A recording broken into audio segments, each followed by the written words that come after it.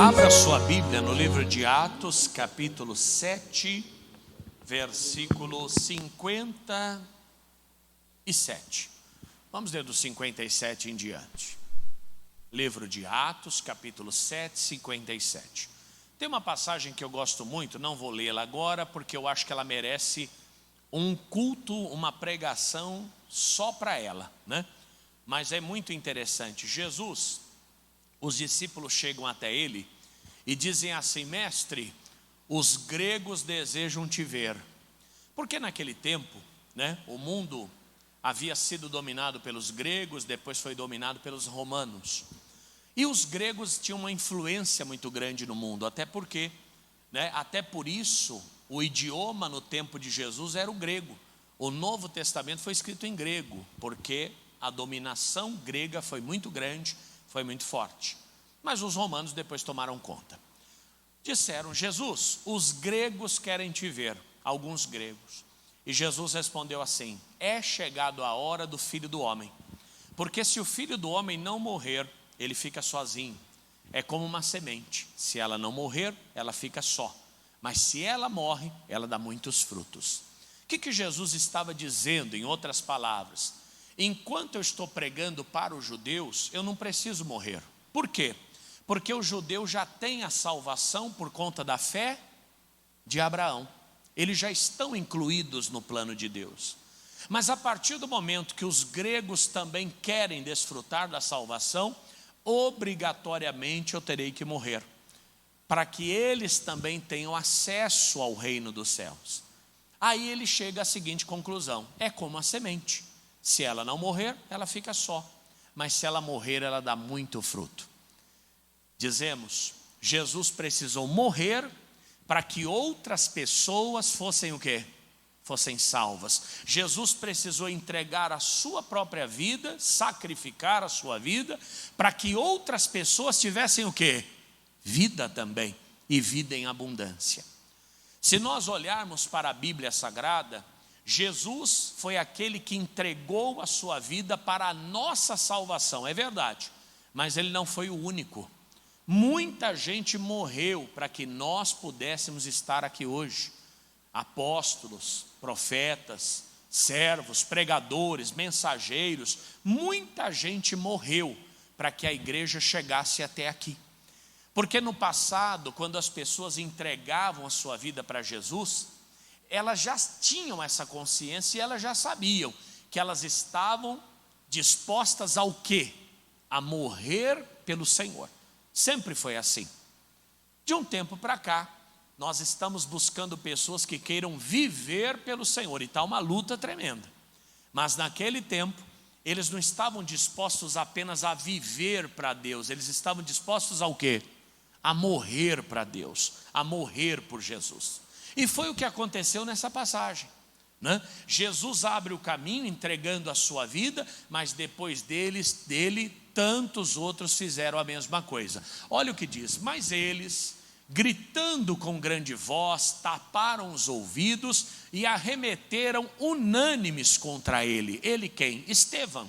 E expulsando da cidade, o apedrejavam, e as testemunhas depuseram as suas vestes aos pés de um jovem chamado Saulo. Olha que interessante. Você já tinha lido essa parte? Quem já tinha lido? Já tinha notado o nome de Saulo aí? Já tinha? Olha que bonito. E apedrejavam a Estevão, que em invocação dizia: Senhor Jesus, recebe o meu espírito. Gente, que coisa. Estevão pregando a palavra, Estevão falando de Cristo, falando de Deus, falando de salvação. E o que ele recebe como recompensa dos homens naquele momento? Pedradas, né? Ele recebe a intolerância, a maldade das pessoas. Ele recebe como pagamento o sacrifício da sua própria vida. Mas ele não perde o foco não. Sabe o que ele faz? Senhor, recebe o meu espírito. Ele sabia que ia morrer naquela situação, mas ele estava confiando no que, gente? Na salvação da sua alma. Diga graças a Deus. Mas não só isso, ele entendia a responsabilidade que ele carregava sobre os seus ombros. Olha o que diz o verso 60. e pondo-se de joelhos, quer dizer, todo ensanguentado, ele cai de joelhos, clama com grande voz. E o que ele clama? Senhor, não lhes impute este pecado.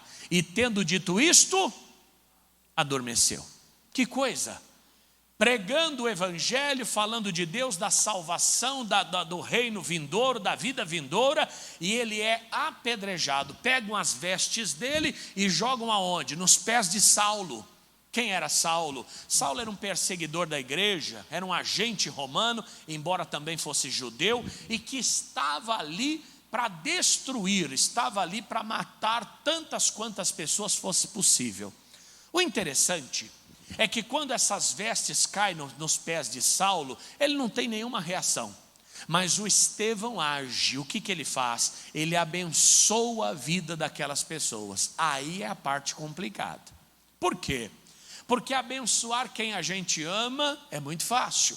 Abençoar quem a gente quer bem é muito fácil. Difícil é abençoar quem está tacando pedra na nossa cabeça.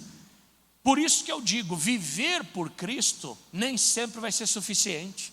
Você vai ser obrigado a morrer por Ele. Oh pastor, mas eu não quero morrer, eu estou muito jovem. Se você for perguntar aqui pessoa por pessoa, morrer ninguém quer, né?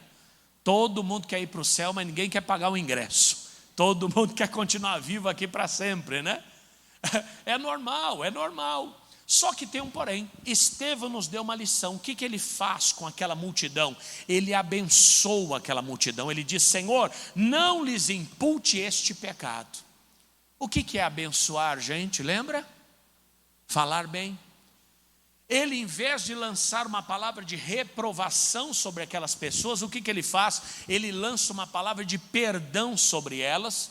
E ele então planta uma semente. Porque lá na frente o que aconteceu com Saulo? Você conhece?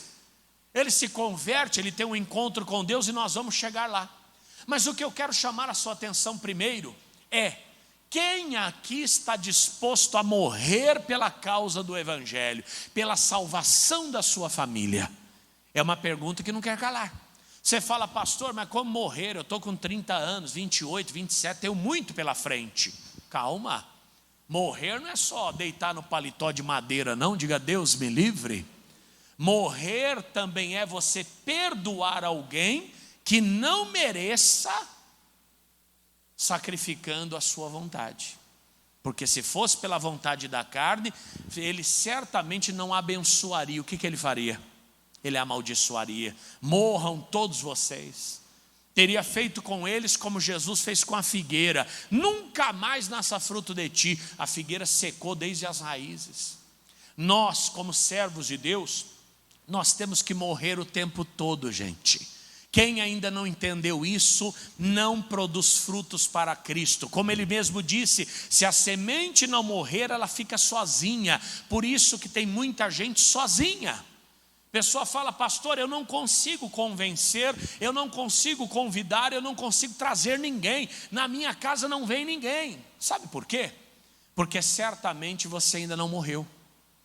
Você ainda tem a sua opinião viva, a sua vaidade mais firme do que nunca. Muitas vezes a razão que a gente luta para ter. Se a gente não morrer, a gente vai ficar sozinho, irmão. Tem que perdoar. Tem que tolerar, tem que suportar, não tem outra saída. Se os heróis da fé tivessem tratado as pessoas a ferro e fogo, eles não teriam convencido ninguém. Imagina se Jesus tivesse tratado a mulher pega em adultério a ferro e fogo, ele teria apedrejado ela junto com os fariseus, embora aquilo foi um ato de injustiça. Imagina se Jesus tivesse tratado os leprosos a ferro e a fogo, ele teria denunciado eles. Por quê? Porque eles nem ali poderiam estar, eles tinham que estar na cidade de refúgio. Mas Jesus morre para si, para que eles pudessem ter vida. Sabe quando a gente salva o nosso casamento? Quando a gente morre para salvá-lo. Se você continuar querendo ter razão e querer colocar a verdade em pratos limpos, no final da história não sobra ninguém, no final da história não sobra nada. Às vezes a gente tem que tolerar o incrédulo, às vezes tem que tolerar o sarcasmo de alguém, Às vezes você tem que tolerar a ignorância de alguém. Às vezes nós temos que tolerar a frieza de alguém. Para quê? Para conquistar essa pessoa. Eu contei de manhã que eu fui atraído por Jesus por conta de uma pessoa. Um cidadão que trabalhava comigo, chamava-se Elinaldo, e era uma pessoa que tinha o caráter de Cristo. Aquele ali, ele morria todo dia. Chegava alguém para trabalhar na empresa, geralmente o novato ninguém senta do lado, né? Ele ia e sentava do lado do novato. Porque a gente já tinha nossa turma, já tinha o nosso grupinho, ninguém quer saber de quem está chegando. Ele deixava o grupinho e sentava do lado do novato. Alguém caía, todo mundo ria, ele ia lá e ajudava a pessoa a levantar. Nós íamos, né? Tudo menino, tudo bestalhado, menino não tem nada na cabeça. Ele já mais maduro e um servo de Deus, o que ele fazia? Em vez de rir, ele ajudava a pessoa a levantar. Coitadinho, comprava um chocolate, dividia com todo mundo, no final ficava só com a embalagem na mão. Eu já era daquele que abria o chocolate e lambia. Já perguntar, quer? Aí ninguém quer, né? Que você lambeu, problema resolvido. Elinaldo não, abriu o chocolate. Você quer? Quero. Você quer? Quero também. No final o coitado ficava só com papel na mão. Só que olha, eu nunca vi na minha vida alguém que representava. Eu já conheci, depois conheci alguns, para não ser desonesto e nem injusto com ninguém, mas já conheci muita gente com esse caráter. Mas o Elinaldo, naquele momento, era a única pessoa que eu conhecia desse modo. Só que eu encarnava nele, né? Ele era crente presbiteriano, então não era aquele crente rigoroso, era um crente de verdade, não um religioso. E o Elinaldo, na hora do almoço, ele gostava de ir no fliperama que tinha do lado, todo mundo ia, e ele ia também. E ele jogava aquele carrinho que tinha um volante, lembra aquela máquina que tinha o volante? Tinha até a marcha e o volante, né? O carrinho de Fórmula 1. E eu passava na porta do fliperama e gritava, ei, o pastor sabe que você está aí? Só para encarnar na dele, e ria, e tirava sarro, e aleluia, oh, não sei o que, glória, o Bíblia, não sei o que. Até um dia, com 16 anos de idade, eu já tinha meu dinheiro, tinha meu trabalho, comprei um Fiat 147, olha que estouro. Alguém aqui já teve um Fiat 147? Não chega aqui em Bauru, né? Fica tudo por lá mesmo, né? Por São Paulo, né? Isso aí não chega aqui, não tem como. E eu comprei meu Fiat 147, juntei mais 4 amigos e fomos num prostíbulo. Não era de Deus, não tinha nada com a igreja. Eu queria aproveitar a vida. Entrei naquele prostíbulo junto com amigos, um lugar horroroso. Até hoje tem o prédio lá, não sei como não caiu. Não me pediram documento, não pediram nada. E eu fiquei lá naquele prostíbulo, aquela bagunça, não sei o quê. Uma garrafa de cerveja, R$50. Eu lembro até hoje que a gente era menor de idade, não tinha nem como reclamar do preço, né? E acabei fazendo besteira lá dentro junto com os amigos. Quando saí daquele lugar, pensei, estou com AIDS. Agora eu vou morrer.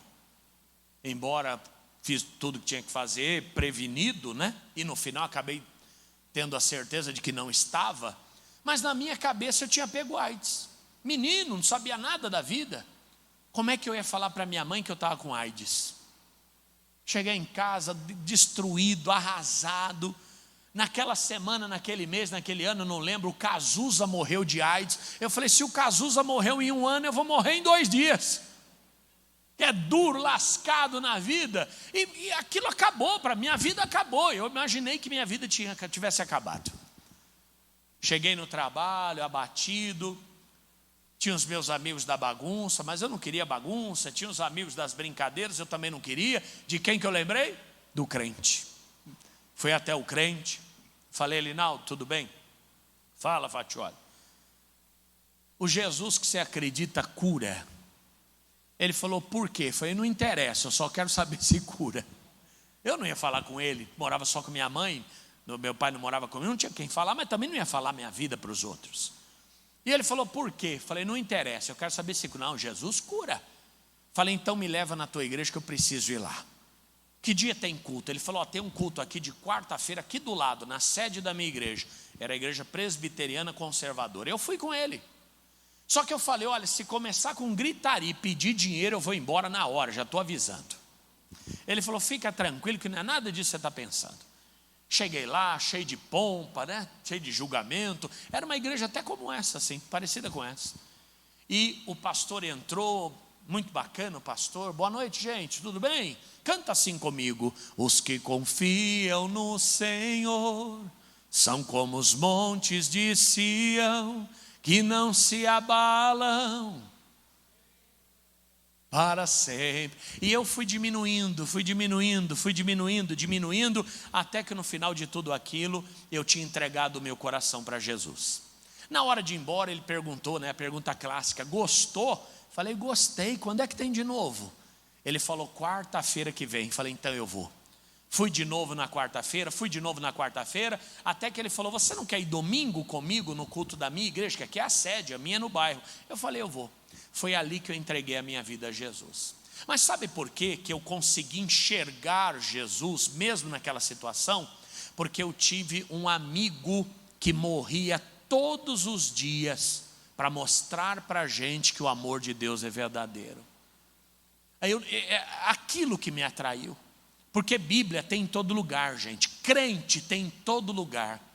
Agora Estevão é um só, não tem vários, não é isso? Aquele que está disposto a perdoar, a abrir mão, a não levar nada a ferro e fogo. Aquele que está disposto a ser o exemplo da sua casa, da sua família, do departamento, do local, da loja, do escritório. Esta pessoa, ela vale ouro na mão de Deus. É ela que atrai para Cristo. Enquanto a gente não morrer, nós não atraímos ninguém para Cristo. Não é Bíblia que atrai, é você que atrai. É verdade, porque Bíblia tem em todo lugar, pregação tem em todo lugar, igreja tem em toda esquina. Nós é que temos que tirar isso aqui do papel e trazer para a nossa vida e ser verdadeiramente luz do mundo. E o que mais? E sal da terra. Mas quem está disposto a morrer hoje, gente? Aonde a gente encontra outros Elinaldos, que estão dispostos a... todo mundo ri, eu não vou rir para não magoar aquela pessoa. A gente não tem essa disposição, não é verdade? Todo mundo come, ele não, deixava o dele para o outro. Quer dizer, a gente não tem essa disposição. Mas não só isso, Tem pessoas que não sacrificam nem a quarta-feira para buscar pelas suas famílias. Como é que elas vão morrer por Cristo? Uma cidade tão boa dessa aqui para locomover. Aqui tudo que é longe é 15 minutos, não sei se vocês perceberam. Nossa, onde é que você mora? Ah, pastor, é muito longe. Espera aí, deixa eu ver no mapa, dá 15 minutos. Gente, em 15 minutos em São Paulo, você não compra nem um pão. Para ir na padaria, você leva meia hora, sem brincadeira, a coisa é séria. Aqui a gente tem todo o privilégio, mas cadê os Estevãos, que não fazem questão do seu conforto, da sua própria vida, dos seus interesses? Não, cada um corre atrás das suas coisas. Cada um está preocupado com seus interesses, com seus bens, com a sua vaidade ou com qualquer outra coisa. E as almas estão se perdendo. O Estevão, o que ele faz? Ele diz: não impute esse pecado. Ele lança uma semente de salvação sobre a vida daquelas pessoas. E sabe o que acontece? Vá um pouquinho para frente. Lá no capítulo 9. A semente foi plantada. Às vezes ela demora para germinar, não é verdade? Às vezes você lança uma semente, ela vai demorar para aparecer.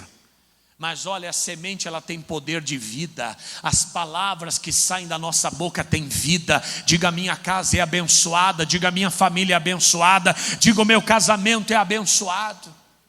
É verdade que às vezes dá raiva. Às vezes dá raiva, você se sente indignado. Claro que dá. Você ouve coisas que você se indigna. O carnaval agora mesmo, irmão, pelo amor de Deus, quem não está percebendo o que está acontecendo, essa pessoa está muito alienada. O carnaval sempre foi um objeto de adoração ao demônio, sempre foi. Aqueles desfiles da Sapucaí, baita de um demônio enorme, com chifrão, balançando, sempre foi assim, não foi? Mas vocês viram o que aconteceu agora? Tem uma nuvem de treva tão grande sobre esse país, que as pessoas desfilando, elas incorporavam demônios. Vocês chegaram a ver isso? Com a mãozinha para trás, rindo. Pesquise, pessoas incorporando no desfile da Sapucaí. Pessoa no desfile de carnaval incorporando demônio, entidade. A coisa está escancarada, é perder a vergonha, essa é a verdade.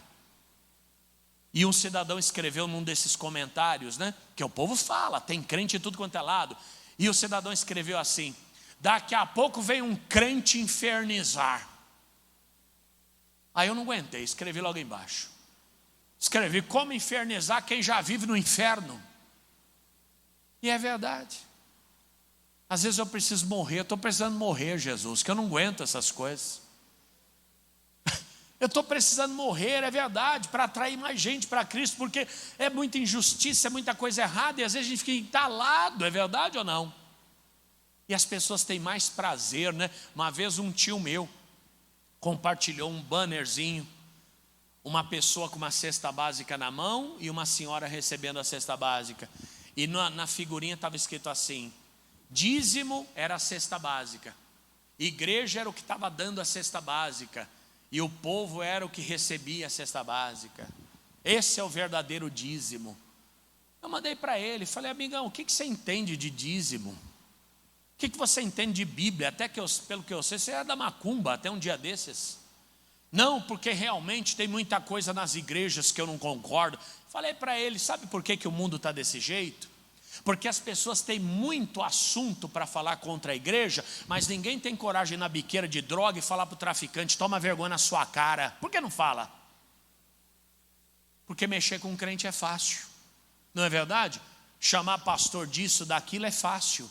Cadê o machão para ir lá no meio da favela, falar: cadê o chefe aqui? Eu quero ver se vai. Não vai. Mas eu preciso morrer, porque não é desse jeito que eu vou convencê-lo. Eu posso até fazer justiça, eu posso até envergonhá-lo, mas atrair ele para Cristo eu não vou. A gente tem que morrer. Diga a pessoa que ela tem que morrer. Estevão morreu, e olha o que ele fez. E Saulo, respirando ainda ameaças e mortes contra os discípulos do Senhor, dirigiu-se ao sumo sacerdote. Não vamos pular, vamos parar nesse primeiro. Quem era Saulo? Saulo era um agente dos fariseus, tinha total acesso aos romanos e também era judeu. E ele era um inimigo da igreja. Ele nunca tinha estado diante de Jesus. Ele surge depois da morte e ressurreição de Cristo. Ele surge quando a igreja primitiva começa a se reunir. E a Bíblia diz que ele respirava ameaças e mortes. Muitas vezes nós queremos vingar essas pessoas. Você fala: é um incrédulo, é um perturbado. Lembra da pastora Nadir? Quem já viu o vídeo da pastora Nadir? Terra seca. Já viram?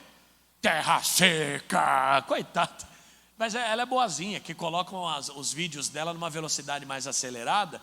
Ela diz que já foi no inferno 86 vezes. E já teve no céu também outras 80 e tantos. Engraçado que não ficou, voltou. Tem alguma coisa errada, né? Mas... oh meu Deus, o que acontece? Às vezes a gente quer vingar essas pessoas. A pessoa fala para você: eu não acredito em Deus. Eu lembro de uma festa que eu fui, e a mãe do meu padrasto, ela tinha muito respeito pela igreja. Ela era católica, não era crente, mas não brincava com Deus nem com Bíblia. O marido dela já era um bobão, gostava de tomar um negócio, e depois que tomava um negócio ele virava engraçadão. Aí chegou para mim: ô pastor, por que você não bebe? Falei: não bebo porque eu não quero. Você não bebe porque a igreja não deixa? Falei: não, eu não bebo porque eu não quero. Deixa de ser bobo, rapaz, você não sabe o que você está perdendo e não sei o quê. Conversa de bêbado. Eu não respondi, deixei ele falando. Ela se indignou: rapaz, você está ficando doido, para de falar besteira, respeita as pessoas que estão na tua casa. Nossa, o churrasco acabou naquele dia, o negócio foi feio. Ela se indignou. Só que tem um porém, não vale a pena fazer isso. Sabe por quê? Paulo respirava ameaças e mortes. Tudo bem, ele podia até fazer mal para alguém, mas quando ele ia embora, o mal continuava com ele. Ele respirava aquilo. Quem está entendendo? Você acha que uma pessoa dessa é feliz? Que respira ameaças e mortes contra o outro? Você acha que uma pessoa que odeia a palavra, que não tem fé em Deus, você acha que uma pessoa dessa é feliz, irmão? O sofrimento está dentro dela. Eu não acredito, eu sou um incrédulo. Você não precisa ser castigado. O castigo já está em você. Porque não crer em Deus talvez seja uma das piores coisas da vida. Diz que pegaram um rato, 2 ratos, 2 bacias d'água, uma no escuro, outra no claro, uma luz acesa em cima. Jogaram um rato em cada bacia. O que estava na luz clara, a luz acesa, ele nadou por um dia inteiro, tentando sair daquela água. Depois acabou morrendo, mas nadou o dia todo. Aquele que nadava no escuro, ele tentou por 5 minutos e morreu afogado. A pessoa que tem fé em Deus, ainda que para ela não tenha saída, ela tem força para nadar o dia inteiro se for preciso. Quem não tem fé em Deus morre nos primeiros 5 minutos. Porque qual ser humano, presta atenção na pergunta, estou determinando nada não, está amarrado. Mas qual ser humano está sujeito a sofrer de um câncer? Qual ser humano? Qualquer um.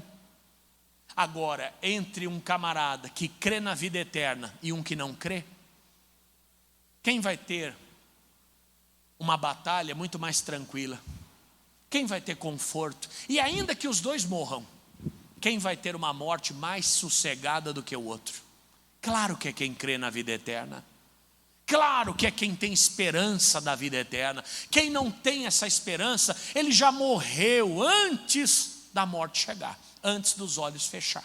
Essa é a verdade. Essa é a verdade. Então não tem por que a gente achar, pastor, ele não me ouve, eu vou enfiar a mão na cara dele. Não precisa, a vida que ele leva já faz pior com ele. É o bêbado, você fala, pastor, bebe, eu vou trancar ele para fora de casa. Não precisa, irmão, na rua o camarada já sofre a humilhação, não precisa mais. Pastor, está xingando a igreja, o que eu faço? Não faça nada, ore. Porque uma pessoa que não tem amor à casa de Deus, ela não tem felicidade. E olha, sinta-se privilegiado, porque quando você abre a palavra e o teu coração enche de alegria, não foi você que escolheu ser assim, foi o Senhor que te escolheu. Você foi chamado por Ele, é uma luz que só Ele pode acender, a luz da revelação. Saulo, ele podia ter destruído a vida de muita gente, e ele podia ter feito muita gente triste, mas ninguém era mais infeliz do que ele mesmo. Sim ou não? Como pode você matar uma criança e se sentir feliz? Como pode você matar uma pessoa e se sentir feliz? Era o que ele fazia. Só que olha o que diz o versículo 2, vamos lá. E pediu-lhe cartas para Damasco, para as sinagogas, a fim de que se encontrasse alguns daquela seita, quer homens, quer mulheres, os conduzisse presos a Jerusalém. E indo no caminho, aconteceu que chegando perto de Damasco, subitamente o cercou um resplendor de luz do céu. Diga aleluia! Olha a semente do Estevão fazendo efeito, diga amém. Você vê que Saulo, infeliz, derrotado, perturbado, mas um dia, quando ele não esperava, ele foi cercado por um resplendor de luz. Quando você busca pela sua família, a luz de Deus, ela cerca a tua casa, diga amém. E mais cedo ou mais tarde, esta pessoa tem um encontro com o Senhor, que não está no teu alcance, que não está no teu calendário, mas está no alcance, no calendário de Deus. Diga forte: eu e a minha casa serviremos ao Senhor. Eu lembro da história do meu cunhado Luciano. Luciano não gostava muito da igreja. Um dia a dona Maria levou o Felipe na igreja. Quando voltou, o Luciano falou: já está levando o menino para o mau caminho? São coisas que você tem vontade de falar: vai te lascar, vai cuidar da sua vida. Mas não pode. Dona Maria sempre em oração, paciente. Eu sei que depois veio a notícia. Luciano passou a trabalhar numa empresa de transporte de valores, e trabalhava ele e o motorista. E o motorista que caiu para trabalhar com ele era um crente da Deus é amor. Eita glória! Tudo que a dona Maria não pregou para ele, aquele crente pregou.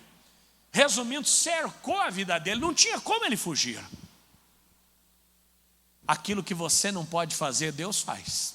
Deus prepara tudo. Saulo dizendo: eu vou matar. Jesus falou: não vai não. Eu vou cercar você agora. Eu vou mudar sua vida agora. E mudou mesmo. Subitamente o cercou um resplendor de luz. O milagre não tem hora para chegar, gente. A transformação não tem hora para chegar. Quando a gente menos espera, a bênção vem, a operação vem, a transformação vem. Por isso que nós não podemos sair da posição. Agora tem que ter gente disposta a morrer, porque se a gente não morrer, nada vai acontecer. E quando a gente fala morrer, é sacrificar a quarta-feira para orar pela família. É sacrificar a manhã de domingo para se encher do Espírito Santo. É sacrificar uma oferta, sacrificar um jejum, quem sabe. Agora, ninguém mais quer morrer, por isso que não nasce mais frutos. Saulo foi cercado e, caindo em terra, ouviu uma voz que lhe dizia: Saulo, Saulo, por quê? Porque me persegues. Quando ele é cercado por aquela luz, o que acontece com ele? Ele cai por terra. Amigos, tem obra que Deus faz que a gente não entende. Você fala: pastor, eu queria tanto que Deus abençoasse meu filho. No outro dia o cara vai preso. Você fala: meu Deus. Teve que cair por terra para poder se levantar logo em seguida. Tem gente que infelizmente é assim. Às vezes a operação de Deus a gente não entende. Uma senhora falou comigo hoje, gente boníssima, uma serva do Pai. Falou para mim: pastor, eu preciso ir até um lugar para colocar ordem naquele lugar, para fazer o que tem que ser feito lá. É uma casa assim, assim, assim, casa da mamãe, assim, assim, assim. Falei: mãe, eu vou orar, a senhora vai ser luz naquele lugar. A senhora está levando luz para lá, amém? Amém, voltou agora. Falou: pastor, eu voltei de lá derrotada, fracassada. Falei: mas por quê? Porque nós descobrimos, no período que eu estive, que sumiram as alianças do papai e da mamãe, sumiu o dinheiro, sumiu o documento. E o pior, pastor, ninguém sabe quem foi. Eu passei lá uma semana, quer dizer, eu acabei sendo suspeita também de tudo isso. Quer dizer, eu fui lá para ser luz. Eu falei para ela: a senhora não está entendendo não? Quando você acende a luz, o que você traz à tona? Tudo que está escondido, tudo que está em oculto. De dinheiro que está sumindo, a gente que está fazendo macumba, de pessoa que está tramando. Quer dizer, e às vezes a gente não percebe que nós estamos no meio de uma obra que Deus está fazendo. E achamos que está dando tudo errado, e na verdade está dando tudo certo, diga amém.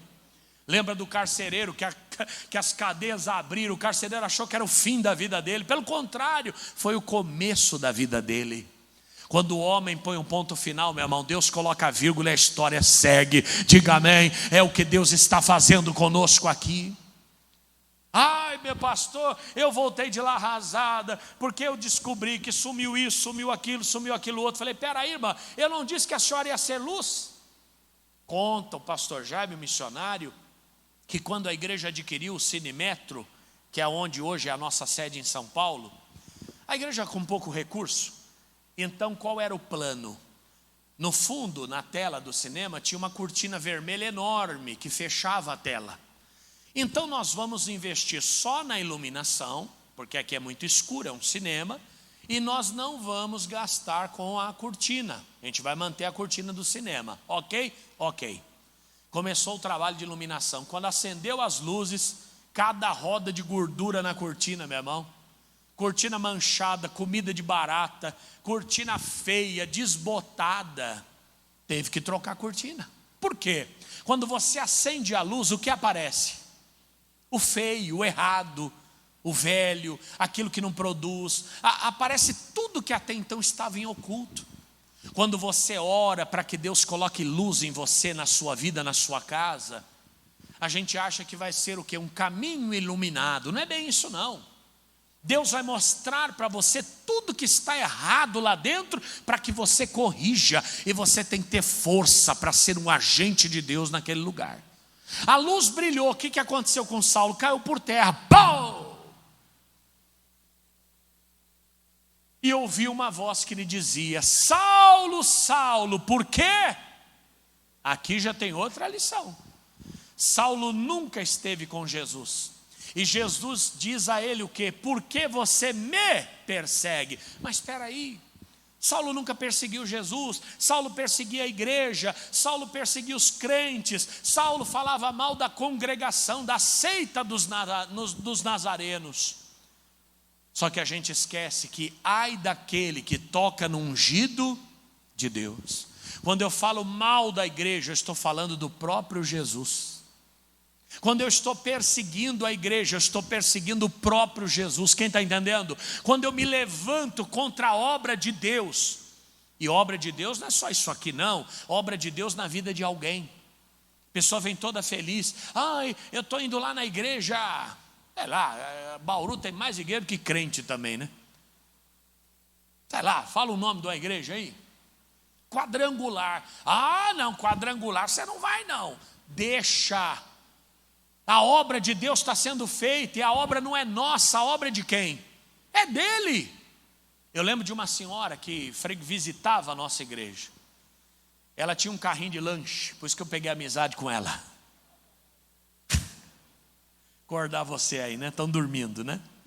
E ela dizia para mim, falei, ô senhora, tudo bem? Pegando amizade. Falei, a senhora é crente de que igreja? Ela disse, não, eu não sou crente não. De vez em quando eu vou lá na tua. Ah, que legal. Eu falei, mas eu perguntei porque você tem aparência de crente. Você usa saião, você usa um birotão, você usa sempre roupa fechada. Ela falou, pastor, deixa eu te contar uma história. Eu moro no meio de duas cunhadas. Uma é da assembleia e a outra é da congregação. Ela me contando, por favor, não sou eu que estou dizendo, foi ela. E a da assembleia dizia assim, a congregação não presta. Essa igreja não é boa não. Essa igreja aí, não sei o que, babá. E a da assembleia dizia, e a da congregação dizia que a assembleia que não prestava. E eu dizia para ela, gente, eu tenho que ir numa igreja. Eu vou na assembleia. Da congregação dizia, não vai não. Tudo falso profeta, porta larga, sei lá o que eles falam.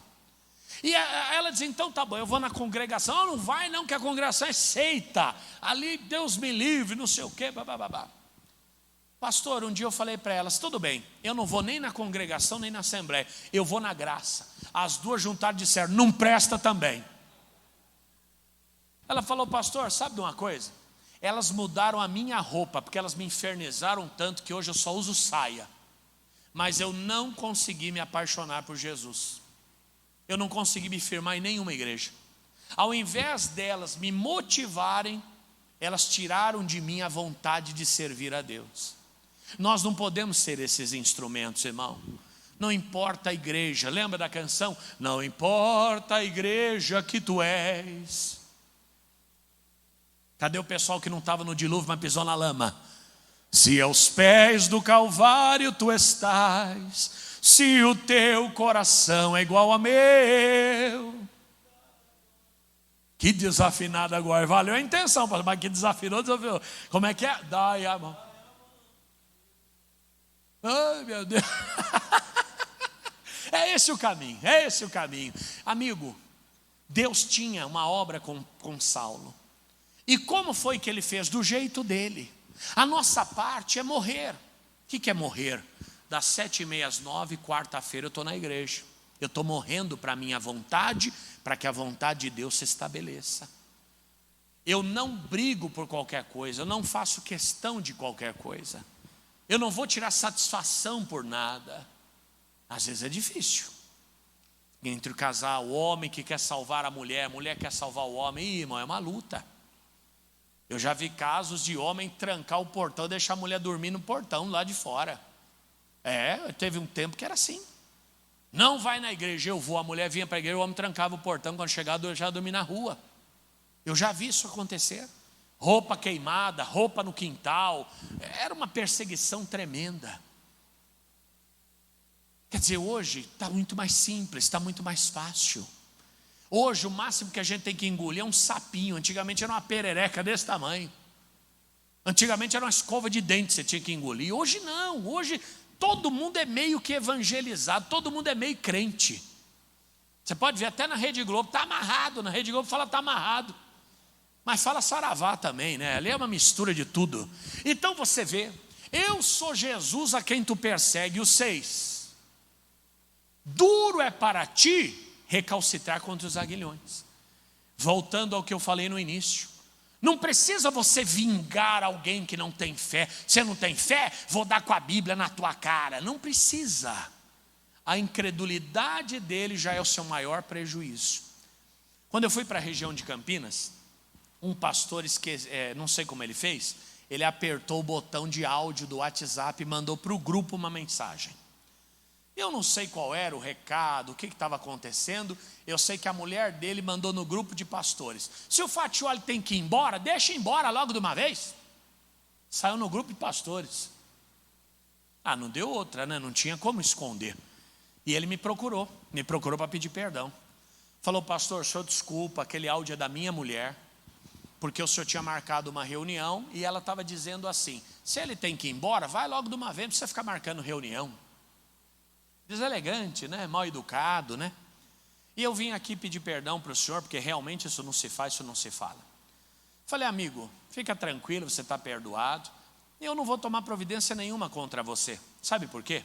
Porque o pior castigo você já tem. Quem tem uma mulher dessa não precisa ser castigado.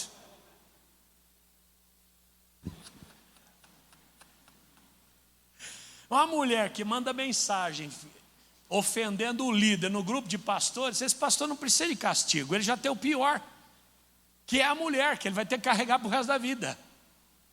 Ele falou: pastor, ora por mim. Tá bom, irmão, Deus abençoe, segue a vida.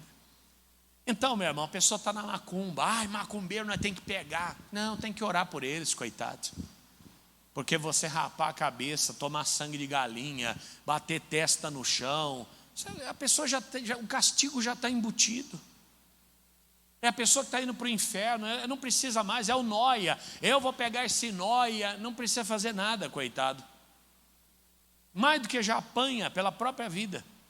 O que a gente tem é que abençoar, que a gente tem que orar, que a gente tem que pedir a Deus para mudar essas vidas. E disse-lhe o Senhor, olha lá, e ele tremendo e atônito disse: Senhor, que queres que eu te faça? E disse-lhe o Senhor: levanta-te e entra na cidade, e lá te será dito o que convém fazer.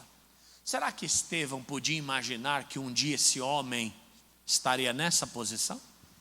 Será que Estevão podia imaginar que a palavra que ele liberou, não impute esse pecado, produziria esta obra na vida de Saulo? E você sabe quem foi Saulo? Saulo escreveu metade do Novo Testamento. Saulo foi mais relevante do que o próprio Estevão. Essa pessoa que está do teu lado, você não sabe o que Deus vai fazer na vida dela. Você nem imagina. Essa pessoa que você deixou em casa, você disse: pastor, eu tranquei o portão para não sair, mas ele pula. Um dia ele pode estar nesse altar pregando a palavra e você aplaudindo Jesus pela vida dele. Pastor, precisa ver o rolo que é para eu vir aqui. Fica tranquilo, um dia vai estar junto contigo. Não importa quão duro é esse coração, não importa quão difícil seja, agindo Deus, ninguém poderá impedir. A nossa parte é não atrapalhar, não é? Porque maldição sem causa não se cumpre. Agora, e maldição com causa, né? Pelo princípio que acabamos de ouvir, ela se cumpre. Se Estevão, sendo apedrejado, tivesse amaldiçoado aquelas pessoas, essa maldição faria efeito ou não? Claro, porque ela tem causa. Você está entendendo ou não? Se Estevão tivesse amaldiçoado aqueles homens, sendo perseguido, sendo apedrejado injustamente, ele teria matado aquelas pessoas com a sua boca. Mas ele foi maior do que tudo isso, e ele conseguiu morrer, dar a vida para que essas pessoas pudessem viver lá logo em seguida. E não assuste não, mas Paulo acabou dando a vida do mesmo modo. Lá na frente foi decapitado em Roma por amor ao Evangelho, e hoje nós estamos aqui como semente da sua vida. Aleluia! Vamos aplaudir a Deus, porque o plano dele vai se cumprir na nossa casa. Coloque-se de pé, põe a mão sobre